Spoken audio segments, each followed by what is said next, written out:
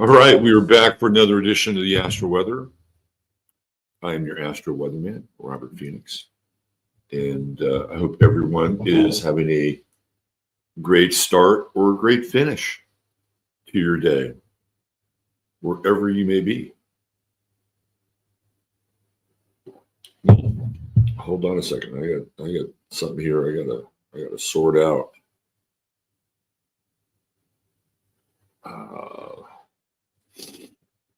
Yeah. Okay. I got what's called a scheduling conflict. Got a scheduling conflict. Hello, Claire. Claire, I'm going to send you an email after the show because I got a scheduling conflict. Anyway, let's get into it. Let's see who we have here. Who's in his house? We got Mr. Michael Sisternino, DJ MC Conscious Radiance. The link above is worth checking out. You all may like it. I don't see the link above. Good morning, Julie. Oh, you're going to have a second grandchild on the winter solstice. Happy, joy. Congratulations. Congratulations. Ms. Behaving too. What's going on? The deluge of rain is over. Time for the growth. That's from our guy, the New Next. Good to see you, New Next. Here's my antipode, interstellar cosmic communication and conversation with Patricia. Good Thursday back. Scott Jerzik. What's going on, Scott? Hey, Scott, have you seen my my classic vintage Cincinnati Reds cap? Did you see this, Scott? See that? Right there. Right there. I should be wearing this today, but it doesn't really go with the shirt, does it?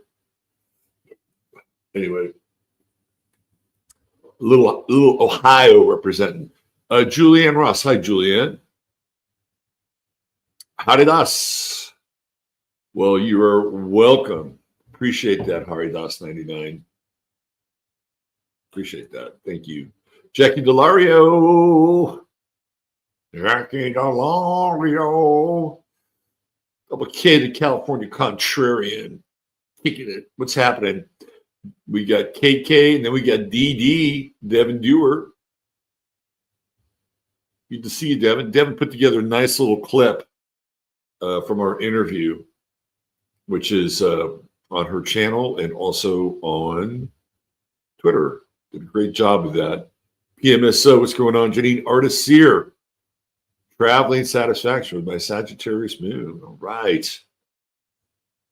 Oh, look at Janice. She would be a great grandma. In the meantime, she's a grandma to all those goats. Neil Smith, my guy from Wisconsin. What's going on, Neil?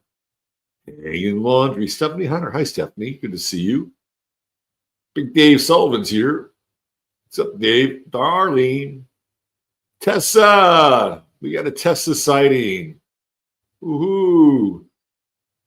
Tessa D. What's going on, Tessa? Great to see you. The amazing Tessa Dick in the house with us. Yes, I remember that show we did with Phil about Phil. That was an epic show. Totally epic show. Much love to you, Tessa. Let's see. Amy Gill, she's here. PB's with us. Diane Evans. It is Mayday. Josie's Jazzy Junk. I feel like those cows are judging me. Here's how you solve that. Get yourself a nice, organically grass-fed hamburger with the best gluten-free bun and just stare at that picture and eat it. That's what you do. You fight fire with fire. You know, I don't do well with gluten, Period. End of story. Like when I stopped eating gluten, it freaking changed my life on so many levels. But I do have to say, with the exception of this one company that I found that makes a reasonable gluten-free and with good ingredients, by the way, not a bunch of shit, a reasonable gluten-free version of French bread. Most gluten-free breads just suck. They suck. There's nothing like a real bread with real gluten. I hate to be the bearer of bad news, but I've been gluten-free for years. Ben, BDA Bear, what's happening? Happy May Day right back. Moon Sprout, what's shaking? Lena Winkler. Hi, Lena. Lena. The bovine friends of them look super chill. They are chill. I'm enjoying finding various configurations of cows at sunrise. It brings a little organic matter to the show. Tom Jordan, he's here. Nyla, happy May Day from the UK. Cool. I think it's a day. Isn't this the day where we dance around the maypole, also known as the Morris dance? Yes. We could go in a certain direction with that. Joan S., the lovely and talented one. She's here. Who else do we have? Noel Way. Hi, Noel. Good to see you. Moira. And then I see Harry Bowie. Hey. Okay.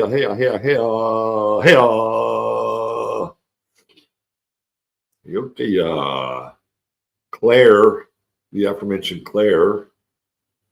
Let's see what else we have here. Snazzy Top. I try to go red on Thursday, and this is the only red that I saw fit to wear today. It doesn't really blend in with the stripes in the background here, but it's a suitable color for the day, if you know what I'm saying. Let's see. Oh, look at this. Our friend Tamara is going to make that big trip to Minnesota. Had to get van ball joints. Arn Pittman. Yeah, $1,100. Hey, listen. If you paid $1,100, you're getting off lucky. Especially if the work is even reasonably well done. That's the other side of it. You may don't even get me started on the state of mechanical repair in this country. It is so fucking degraded. So degraded. There's my man Steve. What's happening, Mayor Steve? I'm good with the red legs. I know you're an Engines fan. But I just felt like I needed a little Cincinnati red power. These trends are so intense. Tell me they will end. Yeah, they'll end at some point. And then there'll be others. Double B, Beth Berry, Rainbows and Butterflies. Hammer time. Ratchet Boo. Yes, if you'd like a reading, that's where you go. By the way, we're going to have to change that number.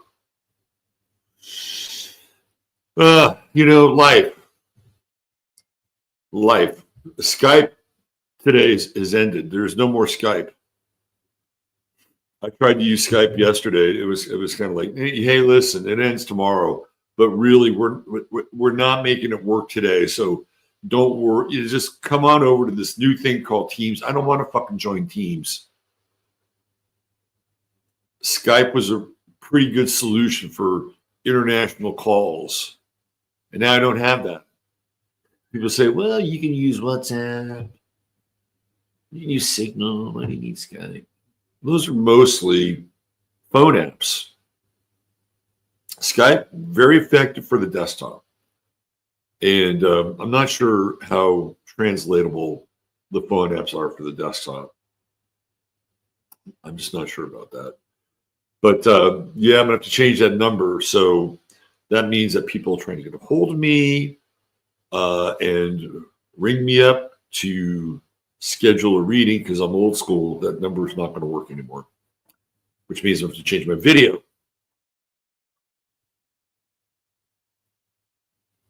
All right, don't get me started.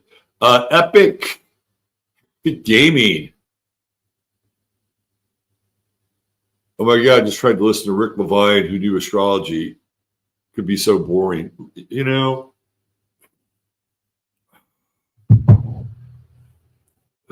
David and I talked about Rick the other night. And Rick used to be an astrological partner with Jeff Jauer. And they were very dynamic together. You know, they worked really well in tandem.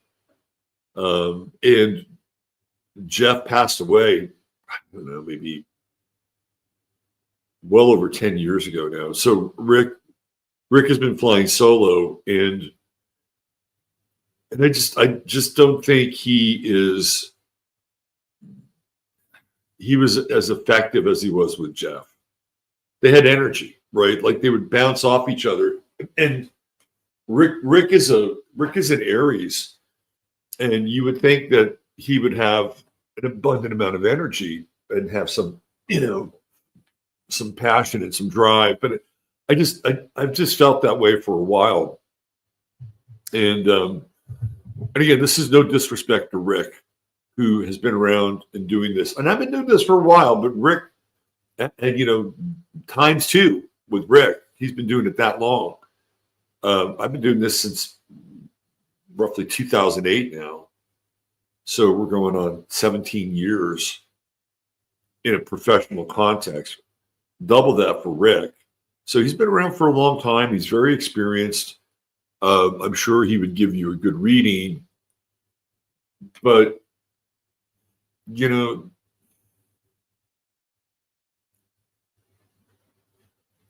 at a certain point, we all age out from the thing that we do and the thing that we love. And there's going to come a time, there's going to come a time in my life where it's like, I'm just going to say, I'm not really bringing the zest anymore, or whatever it is. I remember one time I was talking to this guy. I was in my early 30s. I think it was around 30, 33, 32, about 33 or 34. And I was still playing basketball then. And I was playing at a really high level. And I played these really intense pickup games at the Jewish Community Center in Oakland. And there were some really good players there. And so I was at the kind of the height. It was like my last peak with basketball. And I went to this concert one time with a friend of mine, and there was a guy who was taking us. He was a music industry guy. There was about 4 or 5 of us, and his name was Lucky.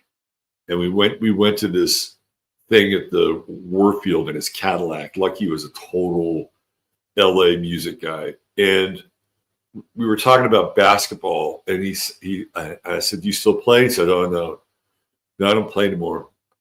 He said, "One time I was playing, and somebody passed me the ball, and it's just something that I just normally catch and know what to do with. And he passed me the ball, and it just bounced off my hands." And he said, "That was it. I knew that I was done, and that I couldn't really play anymore." And I remembered that, and I had that moment. Although for me, it wasn't like it wasn't like my skill had completely diminished, but I think it was around 45, and I was playing basketball like in Berkeley, and it was at this church on uh, College Avenue. And they had a gym there. They were playing there on Saturday mornings, and I was working up to it, man. I had a kid, and I was walking with him, 4 or 5 miles every day, and him in the stroller. So I was in pretty good shape. It wasn't like I was, just getting off the couch. And we're just starting to play. It's a cold Saturday morning. I'm warming up, getting into the game, and I'm going for this ball that's flying out of bounds. I'm going to save it. And this dude puts his foot right on top of my left foot and just plants it like an anchor. And I've got pretty good processing. So in that moment, very quickly, I had to figure out because his foot's not moving. Right. And I got this momentum where I'm trying to save the ball. And it's like, okay, I can either go left or right. His foot's not going to move. And if his foot stays there and I go left or right, I'm going to tear my knee. So the only thing I can do is go back. And that's what I did. It just happened so quickly. And I went back and it landed right on my coccyx. Most painful thing I experienced in my body ever. And I got up and I thought I could just walk it off. I couldn't. I was like Steph Curry walking to the locker room a couple of weeks ago. I was like Jimmy Butler walking to the locker room a few games ago. And I literally left the gym and took micro steps to my car. That's how much pain went through my body. And that was it. I was done. It's like, nope, I got a kid. I can't fuck around. I can't get injured.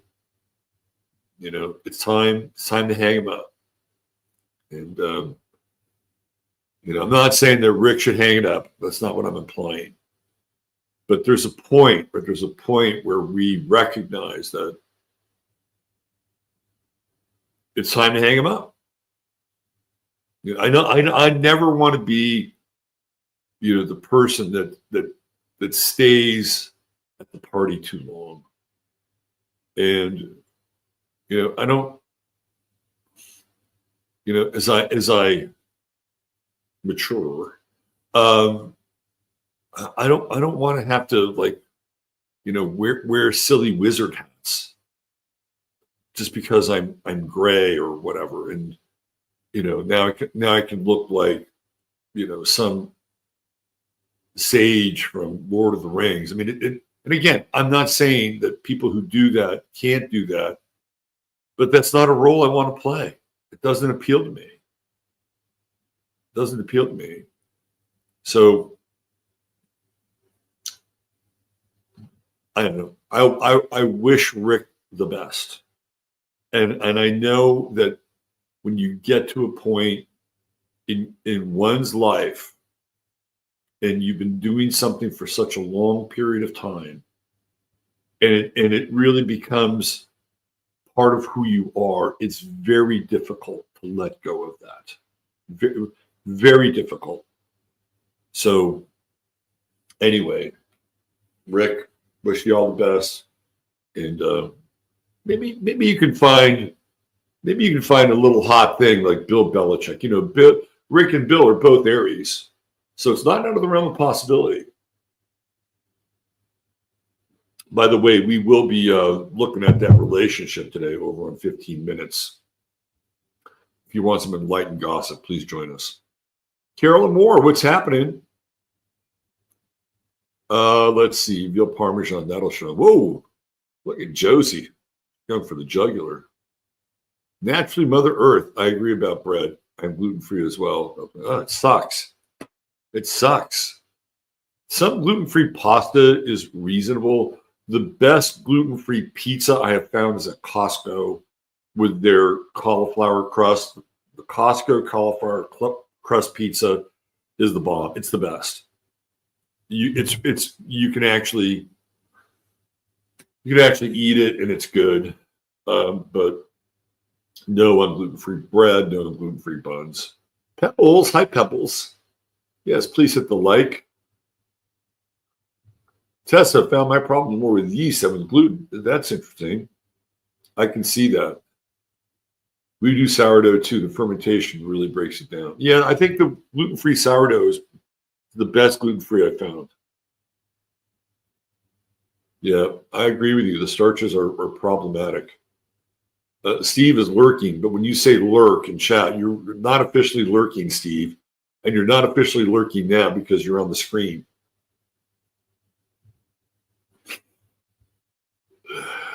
Let's see. I love Comet and einkorn wheats. The flavor is just superb. John Lyons. Hey, John, what's up? Good to see you. I love hearing about your upcoming Grand Solar Minimum and excursion event. Oh, well, we'd need a place, wouldn't we? We need a locale. We would need the center point, the axis of the Grand Solar Minimum, the Skype as well. The Skype. Steve, you're so witty at times. Steve's got that Libran wit. Esperanza Vince Tarot. Teams sucks. Look, you don't have to tell me it sucks. I can just look at it. Hey, come on over. Sign up for teams. That's so Aquarian, isn't it? Sign up for teams. We're a team. We're all in it together. Damn right. Right there. Change is constant. Hi, Michelle Renee. Let's see. Who else? Want to miss anybody? Steve Judd is good, but a butt front in your face. I've heard good things about Steve. Amanda Ellis. We got Amanda Ellis. Let's see who else we have. If you can't advocate for all souls as a spiritual leader, in my opinion, you really might just want to sit in the corner and color. Zena. Molly McCord. Molly McCord is another person who comes up as a reasonable astrologer. Molly is fabulous. She's in the same lane. Yeah, the personal bias thing is something that David and I got into, right? It's very hard. It is very hard to not talk about your bias. I got to get going with the weather. It's very hard to not talk about astrology because we all have our personal bias. We do. It's in it. It's in us. However, that said,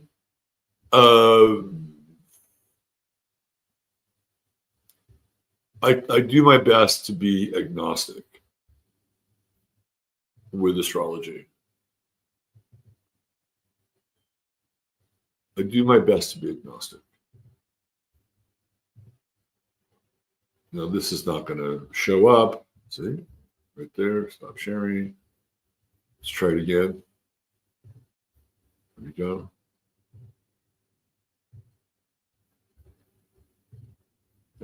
There it is. All right. Happy May Day, everybody. There we go. Sun, 11, Taurus, still in the twisted triangle of the fixed T-square, but beginning to separate now. We got 6 degrees here. We got 8 degrees here. It's still in there. A lot of pride on the line with this fixed T-square, something that the Warriors had none of last night in Houston. And to think I was looking at tickets, that would have been a very, very depressing and big waste of money and time had I bought those tickets. Yeah, not going to work. So yeah, we're still under this. We're still under this pressure. We're still under this pressure. You know,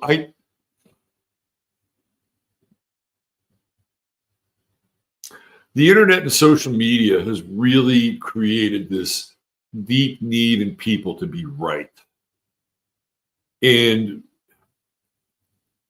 some of it is what I call it culture. I called it.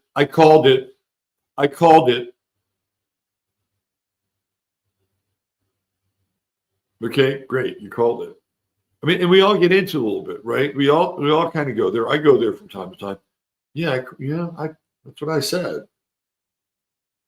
And this is part of like what goes on the internet.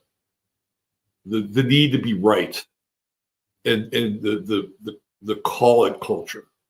Even like, well, I'm going to call it like I see it. Well, even if you call it like you see it, you may not be right. And this gets back to bias and ideological predisposition. And I just had this thing on Twitter with this woman, and I was talking about, I did a show yesterday on Greg Abbott in Texas, in the how cities in Texas wind up sending Israel money. And it's clear in Greg Abbott's press release that San Marcos sent $4 million last year to Israel. I'm like, what? Really? It's in Abbott's press release. And so I'm in this thread with this woman on Twitter who's clearly Zog with a capital Z-O-G, right? And she's a Texan. And I'm like, I'm just not real comfortable with a city in Texas sending money to any other country, regardless of what. I'm trying to be polite here, right? I'm trying to be a polite Texan. And I said, that's not America first. That's not America first. Sorry.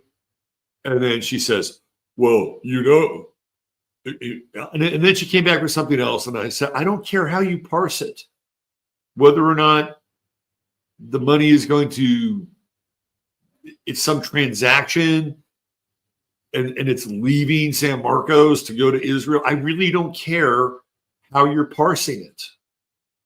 It's still getting there.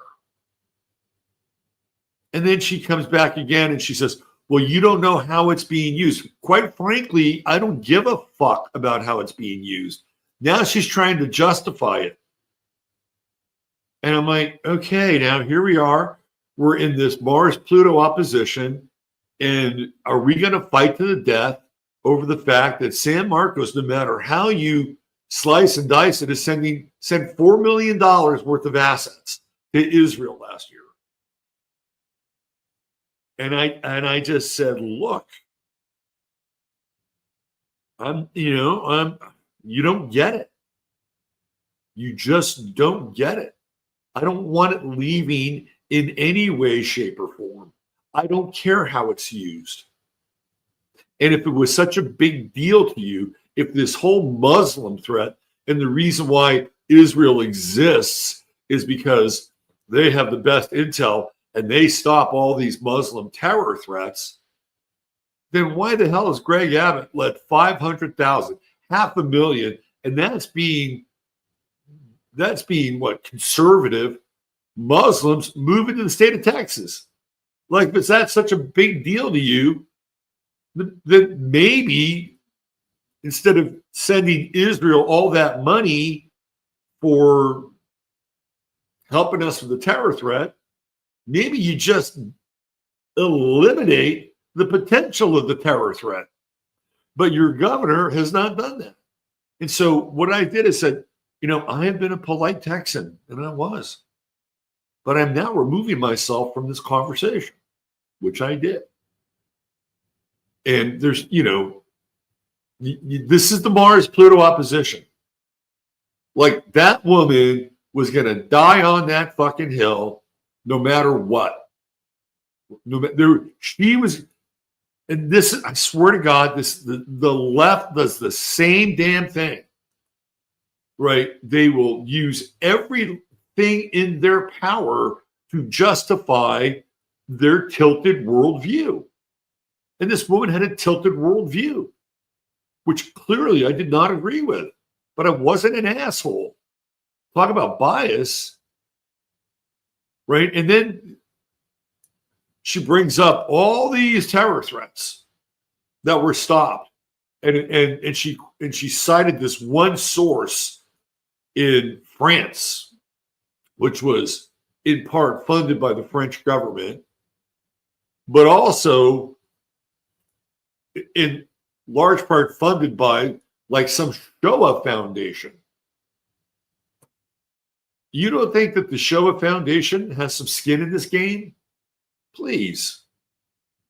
You know, and I tried to point that out. Oh no. Oh no.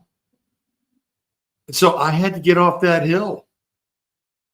Like it was almost like, you know, Thunderdome. But I had to leave the Thunderdome because I was this close to spending probably 2 hours of my life engaging with somebody that I don't even know, who is a religious and cultural zealot. And do I really want to spend my life force trying to enlighten this person who is as dense as the worst fucking gluten-free brick of bread you'll ever find?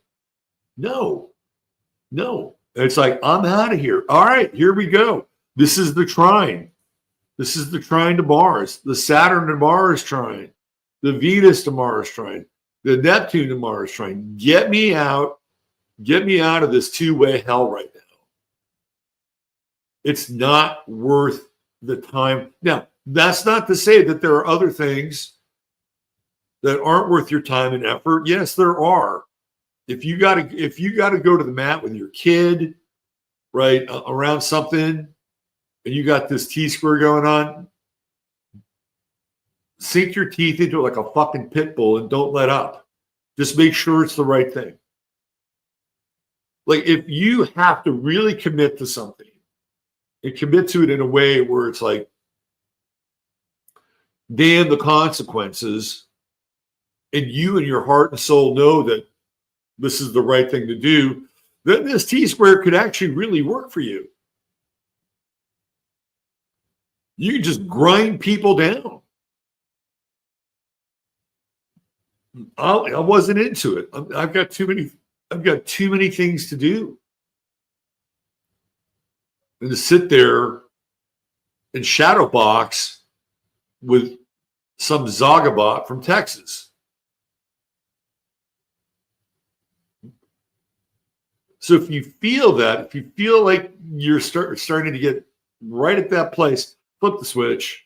Just flip the switch, redirect, put your energies into something more creative, like figuring out how to find your next phone solution since Skype has gone away. You create a new video.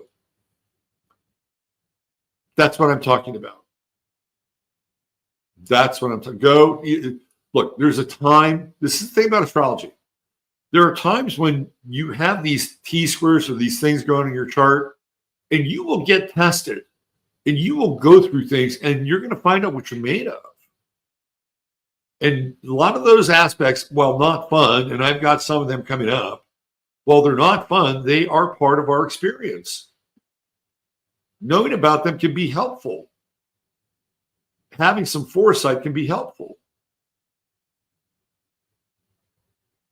But at the end of the day, you know, you're going to have to go through them, and to go through them with as much conscious awareness, grace and aplomb, and character as you possibly can. Because guess what? They will end. They will end. And the ending of it will be the summation of the judgment of the thing that you've gone through. And we're not perfect, right? We're not perfect. And sometimes we'll fall and make mistakes. And, you know, as long as you get back up and brush yourself off, and, you know, if you kind of got out of your lane and you may have made a misstep, or you may have you know, come in correctly about something, and hey, as long as you're willing to own up to it, So you know what? I fucked up here. You know, that is the key, right? So what I'm getting at is when we have these T-squares, they're not always bad, right?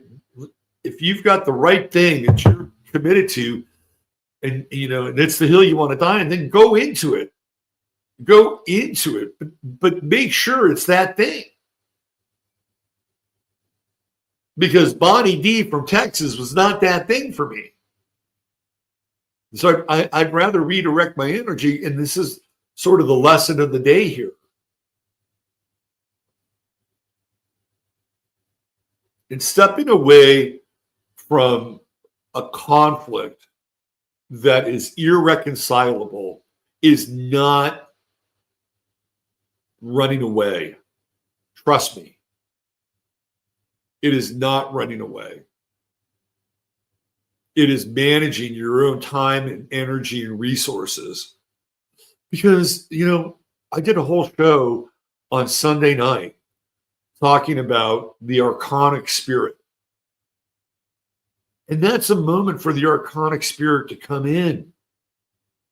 And it's like, oh, look, we got two people at their throats. Look at that. This is good. Again, there's a time and a place. There's a time and a place to go all in. That was not the time or the place. Not the time or the place. All right, we got Moon and Cancer. People are very sensitive today. Very, very sensitive. And as this Moon makes its way across the ingress into Cancer, it's going to start to square Venus, and Neptune, and Mercury, and Chiron over the next 48 hours. And that's a lot of butt hurt. That's a lot of butt hurt. That's a lot of ouch. In this regard, again, I would say protect your assets. Literally and figuratively, protect your assets. Today we got the Moon-Neptune square. Watch out for people who are, how do I say this? Predatory victims. Watch out for predatory victims, meaning people who feel at the heart of their experience that they're victimized. And as a result of that, it gives them permission to be predatory. Watch out for that. This is one of those moons, it's moody, it's cardinal, it's in square with Venus, Neptune, Mercury. It's one of those moons where I think if somebody's really butthurt, they're going to justify whatever it is they do or say. And that Cancer moon is rooted, really, really rooted in what they consider to be true values.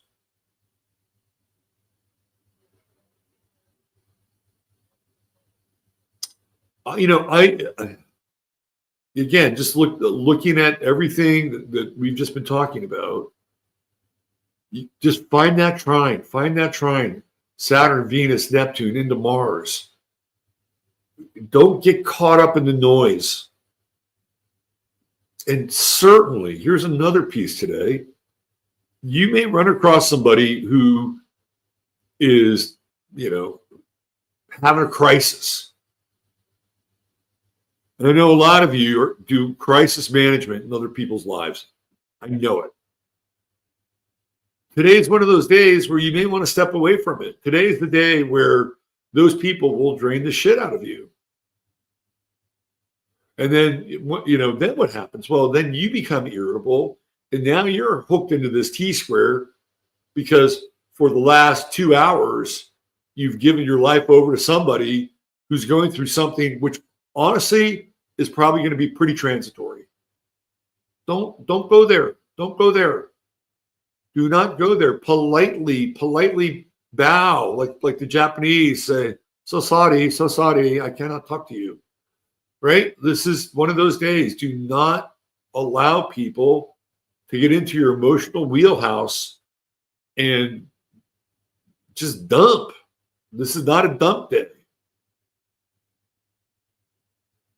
So if you're going to die on a hill, make sure it's the right hill to die on. If not, get the fuck out and, take the toll road or whatever with this trying. And let's talk a little bit about Mars and Leo.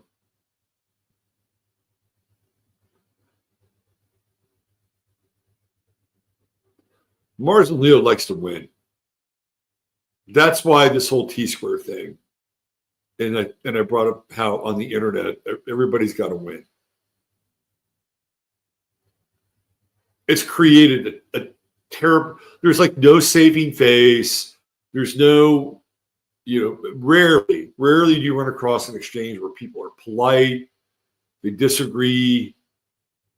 It's all about snark. It's very toxic, incredibly toxic. But I feel like if you navigate successfully and recognize that, you've got, hi, I'm Miss Time Suck over here. Give me the next 2 hours of your life. Or, hi, I am your ideological rival over here, and I've sharpened my swords, and we're going to fucking duke it out. Right? If you could just recognize those things and just move out of that way and stay creative and stay focused, that's a win. That's a victory. Pat yourself on the back. So you know what? I avoided a lot of this bullshit today. And I'm not a lesser human for it. We got an inconjunct as well with Moon Pluto. Oh boy. That's a big one. That is a big one. This is one of those inconjuncts where people are double down, triple down, quadruple down. They don't give a fuck. Channeling David. They don't care.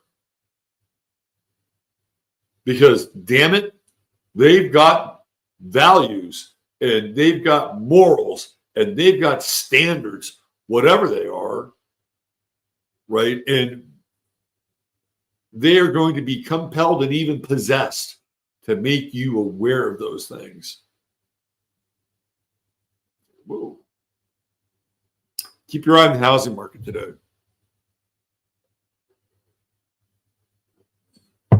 I don't think they're going to lower the prime. Good luck with that. But keep your eye on the housing market today. I think the numbers are not good. Today would be one of those days where they would release numbers around. It's not good. Not good at all. All right. Let's get into our star of the day.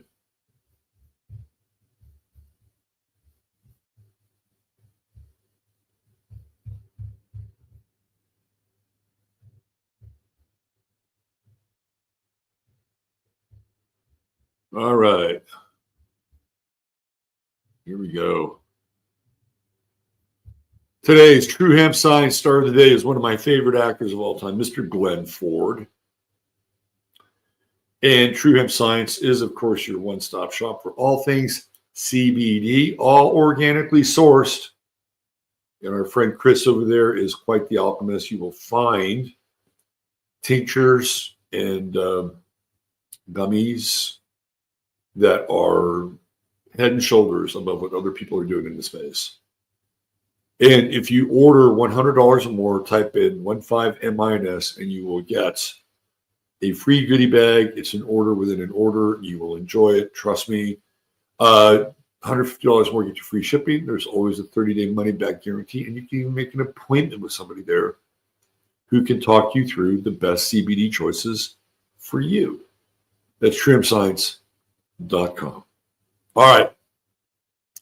Let's talk about Mr. Glenn Ford. he is a very interesting character. First of all, Glenn was born in Quebec, Canada. And his real first name is Gwilliam. Gwilliam. He's got a bunch of other names after that, and Ford is the name that completes that sequence. And what's interesting about Glenn's chart is that he moved to Los Angeles at the age of 5. And you know, let's go ninth house. Ninth house is always tells the story. Always tells the story. You got sun, you got moon in the ninth house. Probably a good chance you are going to move from the place that you were born in. And it's usually at a distance. Now, I was born in France. I don't have moon or the sun in the ninth house, but I do have Pluto and I do have Uranus in the ninth house, and I did move. Moved pretty far away. You will see this with sun, moon aspects of the ninth house almost all the time. Now, again, there's always going to be exceptions to the rule. So Glenn moves to Hollywood, and he starts to do child acting at around the age of 5. Right? So think about this. Glenn, no, he moves at 5. He does child acting around, what, I think 12. My bad. So Glenn Ford, this is now 1928. He's a child actor in 1928. And he starts to get heavily involved in everything related to Hollywood. Glenn Ford is the cinematic version of Jimmy Page. He once he's in, he does everything. He does plays, community theater, like whatever he can do, he does. He's painting the sets, building, he's very into that from a touring perspective because it gives him hands-on things to do, building and crafting. But once he starts as a child actor, he doesn't stop. He doesn't stop. And so he's a Leo rising. And what do we know about Leo rising? Well, generally speaking, they like to perform. Not all Leo risings, but a lot of them do. He's a Leo rising. And his part of fortune is right on his ascendant. It's like, hey, Glenn, all you got to do is move into that personality. And then he has Mars here, right? Mars conjunct the ascendant, even though it's in the 12th house. We'll talk about that in a moment. But Glenn Ford starred in a lot of Westerns. Glenn Ford was often portrayed as a hero. Now, one of his best acting gigs is what, 310 to Yuma? Holy shit. That's a great movie. And Van Heflin plays the hero, and Glenn Ford plays the heel. And boy, does Glenn Ford play a good heel. Like he went into that True Note and Aquarius. Like, I'm going to, or Uranus on the other side. He's like, I'm going to show you. Like, there's this one scene in the movie where, if you're not familiar with it, Glenn Ford has a band of guys, and they're going to wreak vengeance on this town, And the one guy that can stop him is Van Heflin. So they take over this bar cantina, and Glenn Ford is kind of a sociopath, right? And there's of course the bar cantina girl, and there's a scene where Glenn and this woman together leave the bar, but they don't go outside.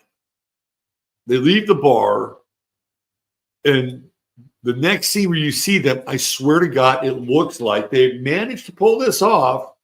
It looks like they just fucked. I'm just going to be very blunt. I'm like, holy shit. They got that. They got that. So there's something about his chart. Number one, it's so top heavy. He was invested in acting from a very early age, and this is what you see when you get a top heavy chart. It's like it's all about the thing that the person is doing in the world. Like the bottom part of the chart is all hollowed out, right? There's nothing down here except for his true node, and I guess we can put Uranus in there in the discussion because it's below the horizon. So Glenn Ford married 4 times. I believe his son, he had one son, and he chronicled, I believe, 100. Literally, he had like a RFK Jr. thing with a notebook with all of his conquests. And he had 149 affairs with various actresses and starlets over the course of those 4 marriages. Kind of the love of his life is Rita Hayworth. And you can just see, right? Like he's got Uranus on the doorstep of the 7th house. Uranus is the cusp of the 7th house, your Aquarius. He doesn't want to be tied down. He wants to do whatever the fuck he wants. And Glenn had, a fair amount of energy. And he is charismatic. He's got Mars and Leo. Just off the ascendant, trining Jupiter in Aries. 9th house. This guy did not want to be tied down. He's got this Venus-Pluto conjunction too, very intense. The love of his life is Rita Hayworth. They keep circling back to each other. I can understand that. Rita Hayworth, come on now. Right? Venus-Pluto conjunction. He wants to be married. He gets married 4 times. Venus-Pluto conjunction till death do you part. Right? But on the other hand, it's like, no, I'm not gonna really honor that. I'm gonna do whatever I want. And so Glenn Ford, you can see it in his chart. And he's got Chiron in the 8th house. That's interesting. I think I'll go. Maybe Claire will enjoy this interpretation. I think Glenn Ford was looking for his soulmate. I guess he might have been looking for hundreds of soulmates, but I think he was looking for his soulmate. That's that Chiron in the 8th house. And I think, 24, somewhere between 23 and 25, I think Glenn might have had his heart broken. And he's like, fuck it. I'm going to be the heartbreaker. I'm going to be that person. That moon is, it's dissipative. It's balsamic. I think it could have, lend a little gravitas. That's one of the things about Glenn Ford. He seemed to have he and William Holden are 2 of my favorite actors from that era. So he does have some of that gravitas. What do you think of gravitas? It goes with Taurus, right? Gravity, Earth, whatever gravity is. He's an interesting character for sure.